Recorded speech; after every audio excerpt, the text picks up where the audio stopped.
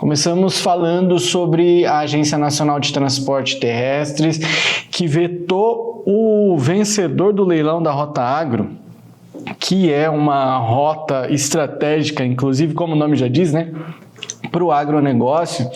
E ela decidiu na semana passada, nessa semana, né, na segunda-feira, ela decidiu desqualificar o consórcio Rota Agro Brasil, que é liderado por uma construtora chamada Azedo e Travassos. E eles foram vencedores do leilão, né, desses trechos que ligam Goiás e Mato Grosso, realizado lá em agosto. Até 23 de setembro, o grupo vencedor, aí, o Azedo e Travassos, tinha em seu bloco de controle a gestora de investimentos chamada Reage.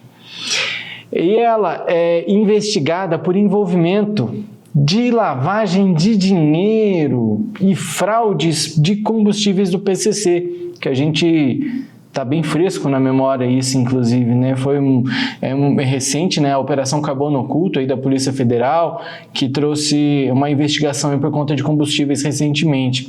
A justificativa para essa decisão da ANTT, segundo a ata de julgamento publicada na terça-feira, dia 14, tem base na irregularidade das certidões trabalhistas dos administradores dos fundos de investimentos consorciados. E também o seguro garantia emitido pela Reage não manteve as suas condições regulares, havendo fundado risco à sua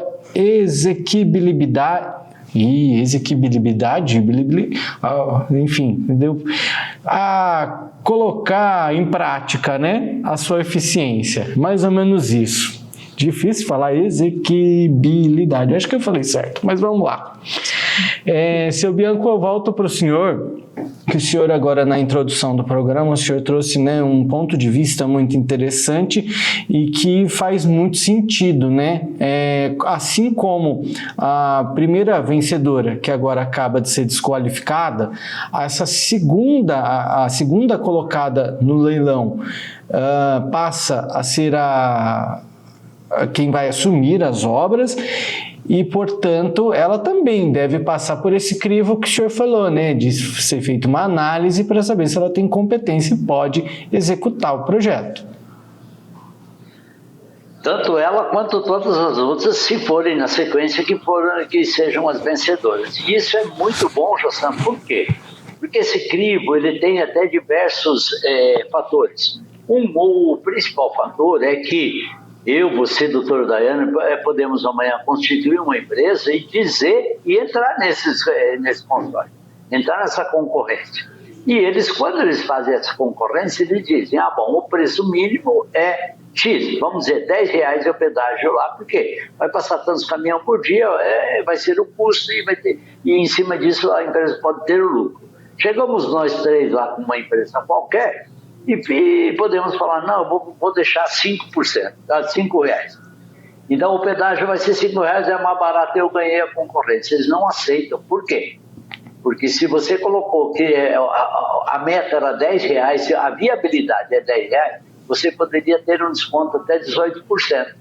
Então vira quanto? A R$8 e poucos centavos aí. Se eu disser que eu vou fazer todas as reformas e tudo, viadutos e tudo que for necessário para que haja o pedágio, eu tenho que principalmente falar para eles que, além de ter essa condição, eu tenho dinheiro suficiente da minha parte para bancar e fazer essas obras. Então, se eu não tiver, se eu fizer um preço muito abaixo, eu tenho que aportar junto à ANTT valores para que eu dê condições de fazer essas obras. Isso são o quê? São regras para que não se faça a empresa fantasmas e vão ali, ganham a concorrência, e aconteceu o que aconteceu no BR-163 entre Rondonópolis e Sinop, que é o Odebrecht ganhou e ficou anos e anos, 10 a 15 anos ali cobrando pedágio e não fazendo qualquer tipo de terceira pista, de viadutos ou investimento necessário. Eles cobravam o pedágio e ficavam simplesmente fazendo reformazinha ou tapa-buraco. Então, dessa maneira, e daí entravam com ações judiciais e o governo fica sem poder de tirar elas. Por quê? A justiça é demorada. Então, o objetivo principal desse crivo é não deixar que empresas mal intencionadas ganhem concorrências. E foi o que aconteceu aí. Existia dentro dessa empresa que venceu, ou que deu o menor preço, eles tinha pessoas ali dentro envolvidas até nessa fraude lá dos postos de combustível.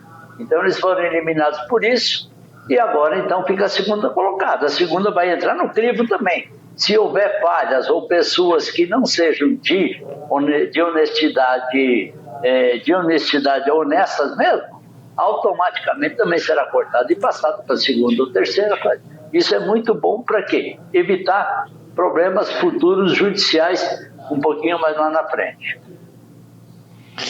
Daiane Kirnev, quando a gente fala de Rota Agra, a gente está falando de uma rodovia, aliás, é um conjunto de rodovias que devem beneficiar muito o agronegócio, saindo de Rio Verde, no estado de Goiás, chegando a Rondonópolis, que é um ponto estratégico, inclusive, porque Rondonópolis tem sido uma aposta muito grande para o estado de Mato Grosso, principal produtor de grãos, então faz todo sentido quando a gente coloca Rondonópolis nessa rota como uma principal interligação. A gente tem falado ultimamente também sobre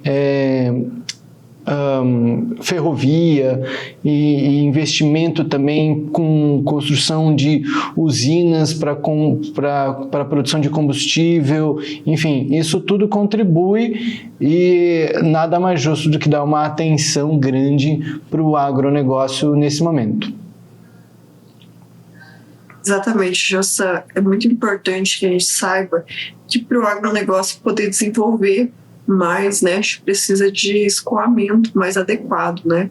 E principalmente, é uma coisa assim que parece ser tão pequena, né? Mas a duplicação dessas rodovias, elas são necessárias até para a segurança, né, da população que também utiliza, né, as rodovias como meio de transporte, porque ficar trafegando nessas rodovias que tem muito caminhão com carga é perigoso, porque os caminhões acabam andando mais devagar e muitas vezes qualquer coisa que acontece, né, um acidente, um buraco, um pneu furado, aí para todo o trânsito e aí depois vira aquela loucura, né, que o pessoal tem pressa muitas vezes para ir para voltar e acidentes acontecem. Mas voltando ao assunto da questão da NTT, né, ter bloqueado, né, barrado essa questão do vencedor da licitação, isso é uma coisa inédita, até a gente quase não ouve falar, né, desse tipo de bloqueio. E eu fico muito feliz, inclusive, em ouvir uma notícia dessa, Jossan. Eu não sei se não estou falando da empresa em si, mas saber que uma empresa reguladora tem realmente verificado se aquela empresa que ganhou tem as condições para executar essa obra. Porque muitas vezes o que acontece nessas licitações, as empresas vêm e colocam um valor muito baixo, ou não executam, ou começam a executar e param, e as cidades ficam lá a ver navios, né? Ficam muitas vezes aquelas ações judiciais que não encontram ninguém, que é tudo empresa de fachada, com pessoas fantasma muitas vezes, ou outras vezes, até algumas situações, aqui eles até mencionaram sobre certidões trabalhistas irregulares. Então também podem estar trazendo uma demanda de trabalho escravo, né, não cumprindo a legislação trabalhista. Então tem inúmeros aspectos aqui.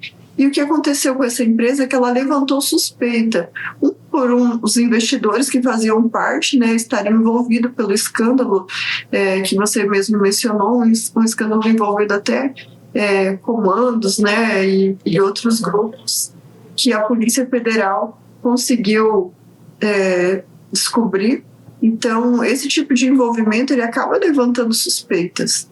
E a gente tem que ter, igual você trouxe a palavra aqui, obras e licitações com empresas que sejam inexequíveis, né? Elas precisam executar essas obras que elas pegam com o valor que elas proporam.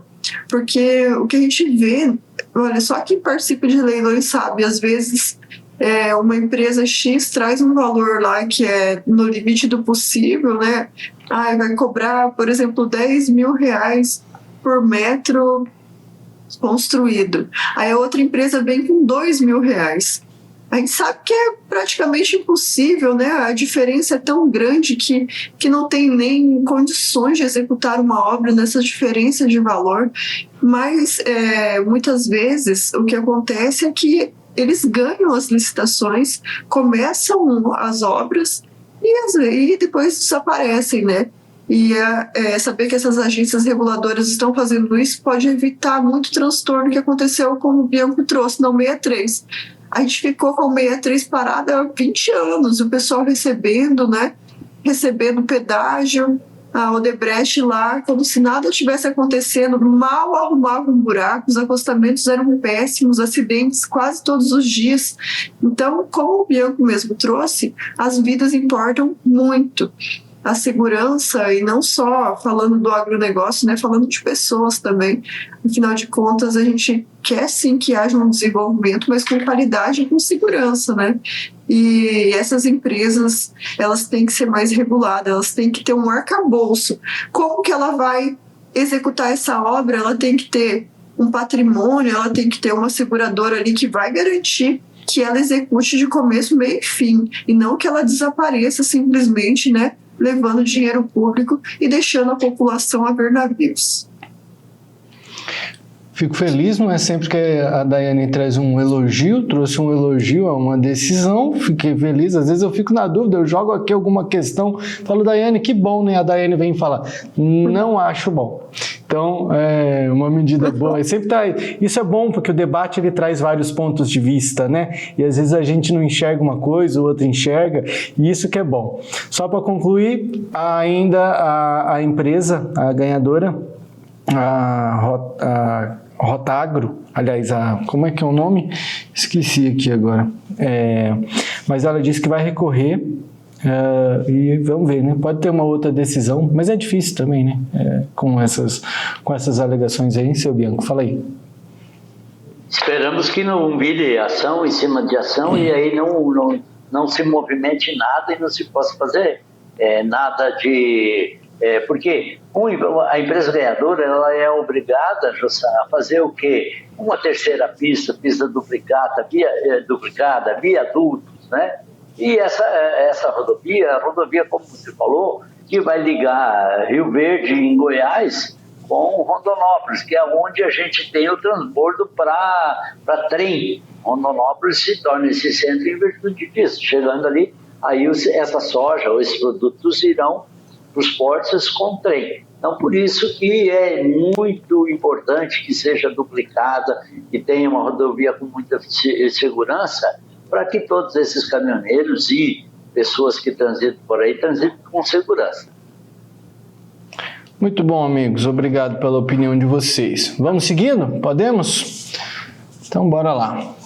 A gente vai fazer mais um intervalo, aliás, o primeiro intervalo comercial de hoje, e no próximo bloco a gente volta com mais informações, eu já chamo vocês. No próximo bloco a gente fala sobre renegociação de dívidas por conta de perdas por conta de tempo, excesso de chuva ou falta de chuva ou até mesmo precificação. Tem uma medida provisória, a 1314 de 2025, que veio para ajudar o produtor rural, né? Pelo menos a princípio.